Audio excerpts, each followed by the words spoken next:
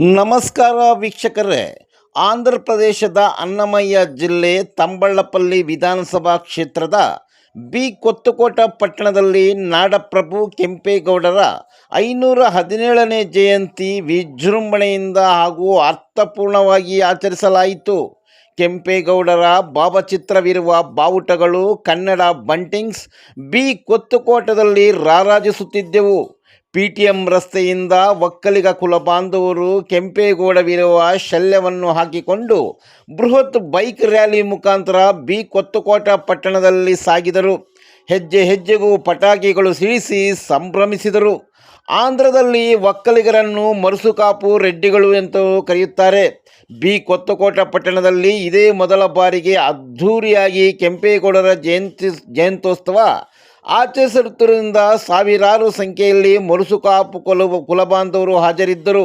ವಿಶೇಷವಾಗಿ ಮುಖ್ಯ ಅತಿಥಿಗಳಾಗಿ ಸುಪ್ರೀಂ ಕೋರ್ಟಿನ ನಿಕಟಪೂರ್ವ ನ್ಯಾಯಮೂರ್ತಿಗಳಾದ ಗೋಪಾಲಗೌಡರವರು, ಶ್ರೀನಿವಾಸಪುರ ವಿಧಾನಸಭಾ ಕ್ಷೇತ್ರದ ಶಾಸಕರಾದ ಜಿ.ಕೆ. ವೆಂಕಟಶಿವಾರೆಡ್ಡಿರವರು ಹಾಗೂ ಕರ್ನಾಟಕ ರಾಜ್ಯ ಒಕ್ಕಲಿಗ ಸಂಘದ ಮಾಜಿ ಪ್ರಧಾನ ಕಾರ್ಯದರ್ಶಿ ಹಾಗೂ ನಿರ್ದೇಶಕರಾದ ಟಿ. ಕೋನಪ್ಪರೆಡ್ಡಿರವರನ್ನು ವಿವಿಧ ಪುಷ್ಪಗಳಿಂದ ಅಲಂಕೃತವಾದ ವಾಹನದಲ್ಲಿ ಪಟ್ಟಣದಲ್ಲಿ ಮೆರವಣಿಗೆ ಮೂಲಕ ತರಲಾಯಿತು. ಕೊತ್ತಕೋಟ ಟ್ಯಾಂಕ್ ಸಮೀಪ ನಾಡಪ್ರಭು ಕೆಂಪೇಗೌಡರ ಭಾವಚಿತ್ರಕ್ಕೆ ಪುಷ್ಪವನ್ನು ಅರ್ಪಿಸಿ ಭಕ್ತಿಯ ನಮನಗಳು ಸಲ್ಲಿಸಿದರು. ಕೆಂಪೇಗೌಡರ ಬಾವುಟವನ್ನು ಆವಿಷ್ಕಾರ ಮಾಡಿದರು. ಕೆಂಪೇಗೌಡರ ಜಯಂತ್ಯೋತ್ಸವ ಅಂಗವಾಗಿ ವಿವಿಧ ಸಾಂಸ್ಕೃತಿಕ ಕಾರ್ಯಕ್ರಮಗಳು ಹಮ್ಮಿಕೊಂಡಿದ್ದರು. ಡಿಜೆ ಶಬ್ದ, ತಮಟೆ ಸದ್ದು ಜೋರಾಗಿತ್ತು. ಬೆಂಗಳೂರಿನ ನಿರ್ಮಾತೃ ಕೆಂಪೇಗೌಡರ ಆದರ್ಶಗಳನ್ನು ನೆರೆಯ ರಾಜ್ಯ ಆಂಧ್ರ ಪ್ರದೇಶದಲ್ಲಿ ಪ್ರಖ್ಯಾತಿ ಪಡೆದಿರುವುದು ಕನ್ನಡಿಗರ ಹೆಮ್ಮೆ ಅಂತ ಹೇಳಬಹುದು. ಈ ಸಂದರ್ಭದಲ್ಲಿ ಅತಿಥಿಗಳಾಗಿ ಬಂದಿರೋರು ಮಾತನಾಡಿ, ಕೆಂಪೇಗೌಡರು ಬೆಂಗಳೂರಿನಲ್ಲಿ ಎಲ್ಲ ಭಾಷಿಗರನ್ನು ಸಮಾನವಾಗಿ ಕಾಣುತ್ತಿದ್ದರು, ಸಮಾಜ ನಿರ್ಮಿಸಿದ್ದರು. ಆದ್ದರಿಂದ ಕೆಂಪೇಗೌಡರು ಇಡೀ ದೇಶಕ್ಕೆ ಮಾದರಿಯಾಗಿದ್ದಾರೆ ಎಂದು ಅಭಿಪ್ರಾಯಪಟ್ಟರು. ಕಾರ್ಯಕ್ರಮವನ್ನು ಕೊತ್ತಕೋಟ ಸುತ್ತಮುತ್ತ ಮಂಡಲಗಳಿಂದ, ಕರ್ನಾಟಕದಿಂದ ಚೇಳೂರು ಮತ್ತು ಚಿಂತಾಮಣಿಗಳಿಂದ ಹೆಚ್ಚಿನ ಸಂಖ್ಯೆಯಲ್ಲಿ ಆಗಮಿಸಿ ಕಾರ್ಯಕ್ರಮ ಯಶಸ್ವಿಗೊಳಿಸಿದರು. ಬಂದಿರುವ ಎಲ್ಲರಿಗೂ ಬಿರಿಯಾನಿ ಊಟ ಏರ್ಪಡಿಸಿದರು. ಈ ಸಂದರ್ಭದಲ್ಲಿ ಒಕ್ಕಲಿಗ ಮುಖಂಡರಾದ ಎಂ.ಎನ್. ಚಂದ್ರಶೇಖರ್ ರೆಡ್ಡಿ, ಲೋಕನಾಥ್ ರೆಡ್ಡಿ, ಕಾಗತಿ ಬಾಲಸುಬ್ರಹ್ಮಣ್ಯಂ, ರಮೇಶ್ ರೆಡ್ಡಿ ಶೆಟ್ಟಿಪಲ್ಲಿ, ಜೋಕೋನ್ಪಲ್ಲಿ ರವೀಂದ್ರನಾಥ್ ರೆಡ್ಡಿ, ಚಿಟಿಕಿ ಶಿವಾರೆಡ್ಡಿ, ರಮೇಶ್ ರೆಡ್ಡಿ, ಮದ್ದಿರೆಡ್ಡಿ, ಚೇಳೂರಿನಿಂದ ಜೆ.ಪಿ. ಚಂದ್ರಶೇಖರ್ ರೆಡ್ಡಿ ಮತ್ತು ಸಾವಿರಾರು ಸಂಖ್ಯೆಯಲ್ಲಿ ಮರುಸುಕಾಪು ಕುಲಬಾಂಧವರು, ಸಾರ್ವಜನಿಕರು ಭಾಗವಹಿಸಿದ್ದರು. ಕರ್ನಾಟಕ ರಾಜ್ಯಾದ್ಯಂತ ನಾಡಪ್ರಭು ಕೆಂಪೇಗೌಡ ಜಯಂತಿನ ಆಚರಣೆ ಮಾಡ್ತಾರೆ. ಇವತ್ತು ಪ್ರಪ್ರಥಮ ಬಾರಿಗೆ ತಂಬಳಪಲ್ಲಿ ತಾಲೂಕು ಕೊತ್ತಕೋಟದಲ್ಲಿ ಆಚರಣೆ ಮಾಡ್ತಾ ಇದ್ದೀರಾ. ತಾವು ಈ ಕಾರ್ಯಕ್ರಮದಲ್ಲಿ ಭಾಗಿಯಾಗಿದ್ದೀರಾ. ಏನು ಅನ್ನಿಸ್ತದೆ ಸರ್ ನಿಮಗೆ? ಸಂತೋಷ ಆಗುತ್ತದೆ.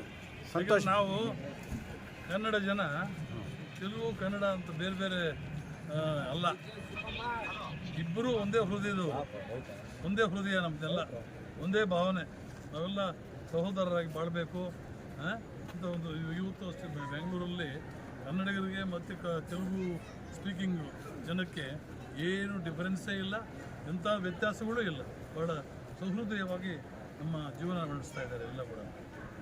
ಕೆಂಪೇಗೌಡರು ನಾಡಿನಾದ್ಯಂತನಲ್ದಿರ ಒಂದು ಆಂಧ್ರ ಪ್ರದೇಶದಲ್ಲೂ ಪ್ರಚಲಿತರಾಗ್ತಾ ಇದ್ದಾರೆ. ಕೆಂಪೇಗೌಡರು ಎಲ್ಲ ಜನಾಂಗದವ್ರನ್ನ ಇವತ್ತು ಕೇವಲ ಒಕ್ಕಲಿಗ ಸಮಾಜದಲ್ಲಿ ಹುಟ್ಟಿ ಅಥವಾ ಇದರಲ್ಲಿ ಯಾವುದು ಮಸು ಒಕ್ಕಲಿಗ ಹುಟ್ಟಿ ಇವತ್ತು ಅವ್ರಿಗೆ ಇದು ಮಾಡಿಲ್ಲ. ಎಲ್ಲ ಜನಾಂಗದವ್ರನ್ನ ಕೂಡ ಜೊತೆಯಲ್ಲಿ ಇಟ್ಕೊಂಡು ಸಮನಾಗಿ ಭಾವಿಸಿದ್ದಾರೆ. ಎಲ್ರಿಗೂ ಗೌರವ ಮಾಡಿದ್ದಾರೆ, ಕೊಟ್ಟಿದ್ದಾರೆ. ಅದೇ ಅವರಲ್ಲಿ ದೊಡ್ಡ ಹೃದಯ, ವಿಶಾಲವಾದ ಹೃದಯ. ಓಕೆ ಸರ್, ಒಂದು ನಿಮಿಷ.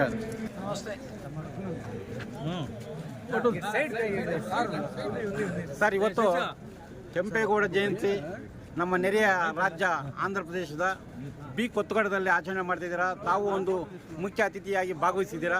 ಏನು ಅನಿಸುತ್ತೆ ಸರ್ ಈ ಒಂದು ಕಾರ್ಯಕ್ರಮ? ಒಕ್ಕಲಿಗರು ಅವರು ಪ್ರಪಂಚದಲ್ಲಿ ಎಲ್ಲೇ ಇದ್ದರೂ ಒಕ್ಕಲಿಗಾನೇ, ಬೇರೆ ಆಗಲಿಕ್ಕೆ ಸಾಧ್ಯವಿಲ್ಲ. ಭಾಷಾವಾರ ಪ್ರಾಂತ ವಿಂಗಡಣೆ ಆದಾಗ ಈ ಒಕ್ಕಲಿಗ ಮರುಸೊಕ್ಕಲಿಗ ಸಮುದಾಯ ಆಂಧ್ರ ಪ್ರದೇಶದಲ್ಲಿ ಸೇರಿಕೊಂಡಿದ್ದಾರೆ. ಇವತ್ತಿಗೂ ಅವರ ಹೆಚ್ಚಿನ ಒಂದು ಒಡನಾಟ ಇರುವುದು ಬೆಂಗಳೂರಿನೊಟ್ಟಿಗೆ ಹೊರತು ಹೈದರಾಬಾದು ವಿಜಯವಾಡದೊಟ್ಟಿಗೆ ಅಲ್ಲ. ಮೆಜಾರಿಟಿ ಹುಡುಗರು ಇವತ್ತು ಸಾಫ್ಟ್ವೇರ್ ಇಂಜಿನಿಯರ್ ಇರಲಿ, ಒಂದು ಬಿಸ್ನೆಸ್ ಇರಲಿ, ರಿಯಲ್ ಎಸ್ಟೇಟ್ ಇರಲಿ, ಎಲ್ಲನೂ ಕೂಡ ಬೆಂಗಳೂರು ಕಡೆ ಮುಖ ಮಾಡ್ತಾರೆ. ಕರ್ನಾಟಕದೊಂದಿಗೆ ಸಂಬಂಧಗಳಿದೆ. ಈಗ ಉದಾಹರಣೆಗೆ ನನಗೆ ನಮ್ಮ ಊರಿಂದ ಸಾಕಷ್ಟು ಜನ ಕೊಟ್ಟಿದ್ದೀವಿ, ಈ ಭಾಗದಿಂದ ಸಾಕಷ್ಟು ಜನ ಮಾಡ್ಕೊಂಡಿದ್ದೀವಿ ನಮ್ಮೊಟ್ಟಿಗೆ. ಹಾಗಾಗಿ ಇಲ್ಲಿ ಅವಿನಾಭಾವ ಒಂದು ಒಡಂಬಡಿಕೆ ನಮ್ಮೊಟ್ಟಿಗಿದೆ. ಈ ಭಾಗದಲ್ಲಿ ಈಗಲಾದರೂ ಎಚ್ಚೆತ್ತು ನಮ್ಮ ಸಮುದಾಯ ಒಗ್ಗೂಡ್ತಾ ಇದ್ದಕ್ಕೆ ನನಗೆ ಬಹಳ ಸಂತೋಷವಾಗಿದೆ. Okay sir, thank you. Sir, ನಾಡಪ್ರಭು ಕೆಂಪೇಗೌಡರ 517ನೇ ಜಯಂತಿ ಈಗಾಗಲೇ ನಮ್ಮ ಕರ್ನಾಟಕ ರಾಜ್ಯಾದ್ಯಂತ, ನಾಡಿನಾದ್ಯಂತ ಆಚರಣೆ ಮಾಡಿದ್ದಾರೆ. ಇವತ್ತು ನೆರೆಯ ರಾಜ್ಯದ ಒಂದು ಆಂಧ್ರ ಪ್ರದೇಶದ ತಂಬಳಪಲ್ಲಿ ತಾಲೂಕಿನ ಒಂದು ಬಿ ಕೊತ್ತಕೋಟದಲ್ಲಿ ಬಹಳ ವಿಜೃಂಭಣೆಯಾಗಿ ಆಚರಣೆ ಮಾಡಿದ್ದಾರೆ. ತಮ್ಮನ್ನು ಸಹ ಗೌರವಾನ್ವಿತರಾಗಿ ಭಾಳ ವಿಶೇಷ ಅತಿಥಿಯಾಗಿ ಆಹ್ವಾನಿಸಿದ್ದಾರೆ. ಈ ಬಗ್ಗೆ, ಈ ಕಾರ್ಯಕ್ರಮದ ಬಗ್ಗೆ ಏನು ಹೇಳ್ತೀರಾ ಸರ್? ಬಹಳ ಅರ್ಥಪೂರ್ಣವಾಗಿರ್ತಕ್ಕಂಥ ಕಾರ್ಯಕ್ರಮವನ್ನು ಇಲ್ಲಿ ಹಮ್ಮಿಕೊಂಡು ಇದು ಬಹಳ ಜನರೆಲ್ಲ, ಯುವಕರು, ರೈತರು, ಮಹಿಳೆಯರು, ಹೆಣ್ಮಕ್ಳು ಎಲ್ಲ ಸೇರಿ ರ್ಯಾಲಿ, ಕಾಲ್ನಡಿಗೆಯಲ್ಲಿ ಎಲ್ಲ ಬಹಳ ವಿಜೃಂಭಣೆಯಿಂದ ಮಾಡಿದ್ದಾರೆ. ಇದು ಕರ್ನಾಟಕ ರಾಜ್ಯಕ್ಕೆ ಕೆಂಪೇಗೌಡರು ಸೀಮಿತ ಆಗಿಲ್ಲ, ಇಡೀ ರಾಷ್ಟ್ರದಲ್ಲಿ ಅವರು ದೊಡ್ಡ ರಾಜಕೀಯ ಮುತ್ಸದ್ದಿ, ಒಳ್ಳೆಯ ಸುಸಂಸ್ಕೃತ ನಾಯಕ, ಆಡಳಿತಗಾರ, ಕ್ರಾಂತಿಕಾರಿ ಪುರುಷ, ಸುಧಾರಣೆಕಾರ, ರೈತರ ಬಗ್ಗೆ, ಬೆಂಗಳೂರು ನಗರ ಅಭಿವೃದ್ಧಿ ಬಗ್ಗೆ, ಬೆಂಗಳೂರು ನಗರ ಅಭಿವೃದ್ಧಿ ಒಂದೇ ಅಲ್ಲ, ರೈತರ ಬಗ್ಗೆ, ಕೆರೆಗಳು, ಕುಂಟೆಗಳು ಮತ್ತು ಬೆಂಗಳೂರು ನಗರ ಇವತ್ತು ಕರ್ನಾಟಕ ರಾಜ್ಯಕ್ಕೆ ರಾಜಧಾನಿಯಾಗಿ ಆಗಬೇಕಾದ್ರೆ, ರಾಜಧಾನಿಯಾಗಿ 5ನೇ ಶತಮಾನದಲ್ಲಿ ಏನು ಚಿಂತನೆ ಮಾಡಿದರು, ಯೋಚನೆ ಮಾಡಿದರು, ಅವರು ಮಾಡಿ ಇವತ್ತು 21ನೇ ಶತಮಾನದಲ್ಲಿ ಭಾರತ ದೇಶ ನಕ್ಷೆಯಲ್ಲೇ ಅಲ್ಲ, ಇಡೀ ಪ್ರಪಂಚದ ನಕ್ಷೆಯಲ್ಲೇ ಬೆಂಗಳೂರು ನಗರವನ್ನು ಗುರುತಿಸಿದ್ದಾರೆ. ಆದ್ದರಿಂದ ಇಂಥ ಒಂದು ಧೀಮಂತ ಚೇತನ, ಕ್ರಾಂತಿಕಾರಿಕ ಪುರುಷ, ಆಡಳಿತಗಾರ ಇಡೀ ಕರ್ನಾಟಕ ರಾಜ್ಯಕ್ಕೆ ಸೀಮಿತ ಇಲ್ಲ, ಎಲ್ಲ ಮತೀಯ ಜನರು, ಎಲ್ಲ ಜಾತಿ, ಉಪಜಾತಿ ಜನರ ಪರವಾಗಿ ಅವರು ಬೆಂಗಳೂರು ನಗರದ ಅಭಿವೃದ್ಧಿಯನ್ನು ಮಾಡೋದರಲ್ಲಿ ತೊಡಗಿಸ್ಕೊಂಡಿದ್ದರು. ಮತ್ತು ಸಾಹಿತ್ಯ ಲೋಕಕ್ಕೂ ಕೂಡ, ಜಾನಪದ ಲೋಕಕ್ಕೂ ಕೂಡ ಬಹಳ ಕೊಡುಗೆಯನ್ನು ಕೊಟ್ಟಿದ್ದಾರೆ. ಮತ್ತು ಅವರ ಕುಟುಂಬದವರು ಬಹಳ ತ್ಯಾಗ ಮಾಡಿದ್ದಾರೆ ನಮ್ಮ ಬೆಂಗಳೂರು ನಗರದ ಅಭಿವೃದ್ಧಿಗೋಸ್ಕರವಾಗಿ. ವಿಜಯನಗರದ ಸಾಮ್ರಾಜ್ಯ ರಾಜ ನಮ್ಮ ಕೃಷ್ಣದೇವರಾಯರವರು ಇವನ್ನ ಗುರುತಿಸಿ ಒಂದು ಒಳ್ಳೆಯ ಸಾಮಂತ ಒಬ್ಬ ನಾಯಕನಾಗಿ ಅವರು ಗುರುತಿಸಿ ಅವರಿಗೆ ಜವಾಬ್ದಾರಿ ವಹಿಸಿ ಬೆಂಗಳೂರು ನಗರ, ಬೆಂಗಳೂರು ಸುತ್ತಮುತ್ತಲು, ಕೋಲಾರ ಇವೆಲ್ಲ ಕೂಡ ಆ ಅಭಿವೃದ್ಧಿ ಮಾಡೋದಕ್ಕೆ ಬಹಳ ಶ್ರಮಪಟ್ಟಿದ್ದಾರೆ ಅಂತಕ್ಕಂಥ ವಿಚಾರವನ್ನು ಸರ್, ಅಂದಿನ ಕೆಂಪೇಗೌಡರ ಒಂದು ಆಳ್ವಿಕೆಯಲ್ಲಿ ನಡೆದಕ್ಕಂತಹ ಸುಧಾರಣೆ, ಈಗಿನ ಒಂದು ಸರ್ಕಾರಗಳು ಮಾಡ್ತಾ ಇರ್ತಕ್ಕಂತಹ ಒಂದು ಸುಧಾರಣೆಗಳ ಬಗ್ಗೆ ಏನು ಹೇಳ್ತೀರಿ ಸರ್? ಅದು ನಮ್ಮ ಜನರ ಮೇಲೆ ಕೂಡ ಆಧಾರ ಪಟ್ಟಿರ್ತದೆ ಅಂತ ಹೇಳಬೇಕಾಗ್ತದೆ. ಇವತ್ತು ನಾಯಕತ್ವದ ಕೊರತೆ ರಾಷ್ಟ್ರದಲ್ಲಿ ಇದೆ. ಇದಕ್ಕೆ ಯುವಕರು, ಮಹಿಳೆಯರು ಭಾಳ ಯೋಚನೆ ಮಾಡಬೇಕಾಗಿರ್ತಕ್ಕಂಥ ಒಂದು ಕಾಲ ಒದಗಿ ಬಂದಿದೆ. ಪ್ರಜಾಪ್ರಭುತ್ವ ಭಾಳ ವಿಪತ್ತಿನಲ್ಲಿದೆ. ಆಮೇಲೆ ಜನರಿಗೆ ಸ್ವಾತಂತ್ರ್ಯ 66% ರೈತ ಕುಟುಂಬಿಯರು ಮತ್ತು ಕೃಷಿ ಕಾರ್ಮಿಕರೆಲ್ಲ ಗ್ರಾಮೀಣ ಪ್ರದೇಶದಲ್ಲಿ ಇರುವವರಿಗೆ ಬಹಳ ಅನ್ಯಾಯ ನಡೀತಾ ಇದೆ.